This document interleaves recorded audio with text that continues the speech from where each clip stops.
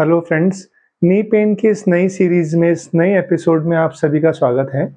आज हम जानेंगे ऐसी कौन सी चीज़ है जिनको करने से आपको घुटने का दर्द बिल्कुल नहीं आएगा, और अगर है तो वो धीरे-धीरे कम हो जाएगा। बिकॉज़ हर किसी दर्द के लिए हमें कुछ डू एंड डोंट्स, कुछ करने वाली चीज़ और कुछ नहीं करने वाली चीज़ का ध्यान देना चाहिए। आज अपन बात करेंगे सिर्फ़ उन चीज़ों के बारे में जो हमें नहीं करनी है, जिनको नहीं करने से हम घुटने के दर्द को बढ़ने से रोक सकते हैं, या यदि आपको घुटने का दर्द हो गया है तो उसे धीरे-धीरे रिवर्स कर सकते हैं। पर हर इलाज, हर उपचार असर करे, उसके लिए हमें ये ज़रूरी चीज़ चाहिए कि उसको बढ़ने से पहले हम रोक दें। जब तक हम उसे रोकेंगे नहीं, तब तक हम उसे ठीक नहीं कर पाएँगे।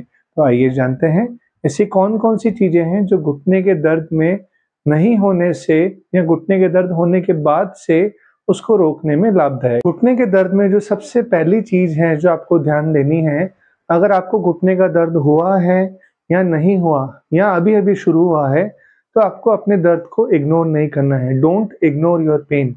अगर आप छोटे स्थिति में, कम दर्द में अगर अपने दर्द को ट्रेस कर देंगे, उसे एड्रेस करेंगे, उसे ठीक करेंगे, तो वो बढ़ेगा ही नहीं। अगर वो दर्द बढ़ेगा नहीं, तो आप उसे टाइम से ठीक कर पाएँगे। कम दर्द को आप ईज़िली ठीक कर सकते हैं with the help of physical therapy. किसी अच्छे फिज़ियोथेरेपिस्ट की मदद से या किसी अच्छे योगा थेरेपिस्ट की मदद से आप दर्द को कम कर सकते हैं। So don't ignore your pain. अगर आपको दर्द कम क्वांटिटी का है, बहुत कम है, आगे की तरफ है, अंदर की तरफ है या पीछे की तरफ है, तो उसे इग्नोर बिल्कुल भी मत कीजिए। सबसे इम्पोर्टेंट बात यही है कि जब भी आपको दर्द चालू होए या जब भी आपको लगे कि मुझे दर्द थोड़ा-थोड़ा रुक-रुक के चालू हुआ है, तो उसे तुरंत इलाज देना चालू कर दीजिए, ताकि वह जल्द से जल्द ठीक हो जाए। दूसरा पॉइंट जो घुटने के दर्द में हमें अवॉइड करना चाहिए, अगर हमें घुटने का दर्द नहीं भी हुआ, अगर हम स्वस्थ हैं तो भी हमें अवॉइड करना चाहिए, हम एक के ऊपर एक पैर ऐसे करके बैठ जाते हैं। आप इस पोजीशन में या इस पोजीशन में या ऐसे वाली पोजीशन में बिल्कुल भी ना बैठें। अगर आप ऐसे वाली पोजीशन में बैठते हैं तो जो घुटने की चीफ मसल है, मुख्य मांसपेशी है क्वाड्रिसेप्स, आप उसको लॉक कर देते हैं, आप उसका काम बंद कर देते हैं या उसको ऊपर से दबाव डाल देते हैं।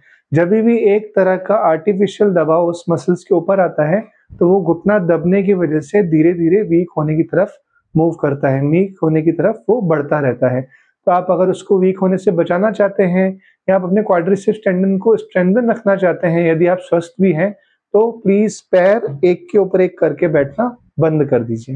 नेक्स्ट पॉइंट जो हम लोग एक गलती करते हैं कि जैसे हमें किसी भी स्थान पे दर्द चालू होता है, कहीं भी हमें लगता है हमें दर्द चालू हुआ, तो हम उस जगह को हाथ लगाना स्टार्ट कर देते हैं। घुटने के दर्द में भी ऐसे ही होता है, जब हमें घुटने का दर्द होता है तो हम उससे यूजुअली दबाना स्टार्ट कर देते हैं, हाथ लगाना स्टार्ट कर देते हैं। हाथ लगाने से एक्चुअली होता क्या है, जैसे ही हम हाथ लगाते हैं तो उस एरिया की पूरी मांसपेशियाँ, जितनी भी मसल्स उस एरिया की हैं, वो सूजन में आ जाती है। क्यों? क्योंकि ऑलरेडी वो दर्द से स्ट्रगल कर रही होती है, ऑलरेडी वो हमारे दर्द से लड़ रही होती है। जभी भी हम हाथ लगाते हैं, दबाते हैं या बहुत मालिश करते हैं, तो वो एकदम से सोर हो जाती हैं। तो इस अगली चीज़ का हमें बहुत इम्पोर्टेंटली ध्यान देना है कि घुटने के दर्द में हमें घुटने पे हाथ बिल्कुल भी नहीं लगाना है।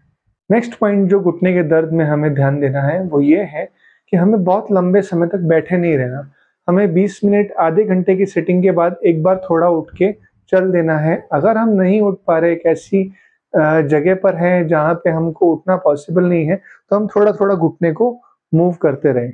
जिन पेशेंट्स को इनिशियल स्टेज का ऑस्टियोआर्थराइटिस है, जिन पेशेंट्स को नया-नया दर्द स्टार्ट हुआ है, वो ये लोग करते हुए सारी प्रॉब्लम्स से दूर हो सकते हैं, अगर आप घुटने को लिमिटेड एक्सेस देके हल्का-हल्का मूव करते रहें। So don't sit for long hours for long period. अगर आप बहुत लंबे समय तक बैठे रह रहे हैं, अगर आप बहुत लंबे समय तक एक ही स्थान में बैठे रह रहे हैं, तो आप हल्का-हल्का पैर को मूव करते रहिए, जिससे घुटने के अंदर का सर्कुलेशन बढ़ा रहे और मसल्स की एक्टिविटी रहे। यूजुअली हम सब में देखा गया है कि जैसे ही हम किसी ऐसी जगह जाते हैं जहाँ हमें बहुत देर तक खड़ा होना पड़ता है, वहाँ पे हम लोग सिंगल लेग स्टैंडिंग करते हैं। सिंगल लेग स्टैंडिंग मतलब हम एक पैर पे जोर ज़्यादा देके खड़े होते हैं, दूसरे पैर पे जोर कम देते हैं। एक नॉर्मल ह्यूमन टेंडेंसी है, जभी भी हम बहुत देर तक खड़े होते हैं तो हम एक पैर पे जोर ज़्यादा दे देते हैं, जिससे हमारा पेल्विक भी टिल्ट हो जाता है, हमारा हिप का जॉइंट भी टेढ़ा हो जाता है और घुटने पे भी जोर ज़्यादा पड़ने लग जाता है।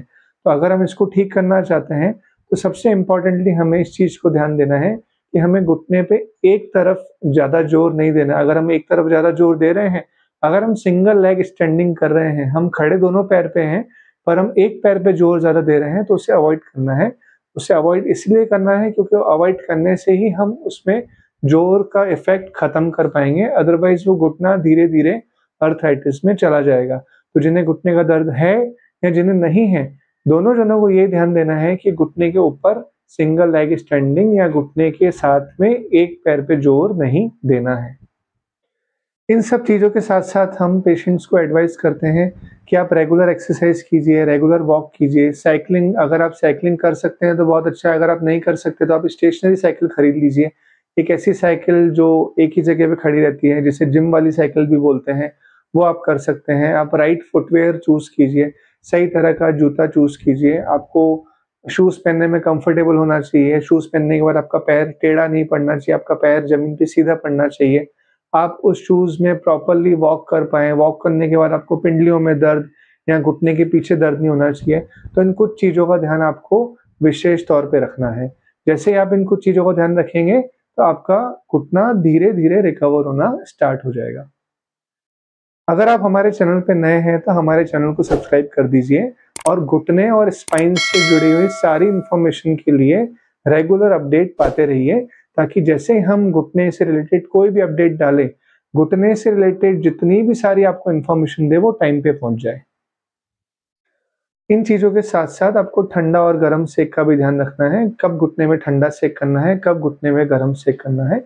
घुटने की सारी एक्सरसाइज़ेज़ और घुटने में किस तरह का सेक कब करना है, वह सारे लिंक हमने हमारे डिस्क्रिप्शन में दे दिए हैं।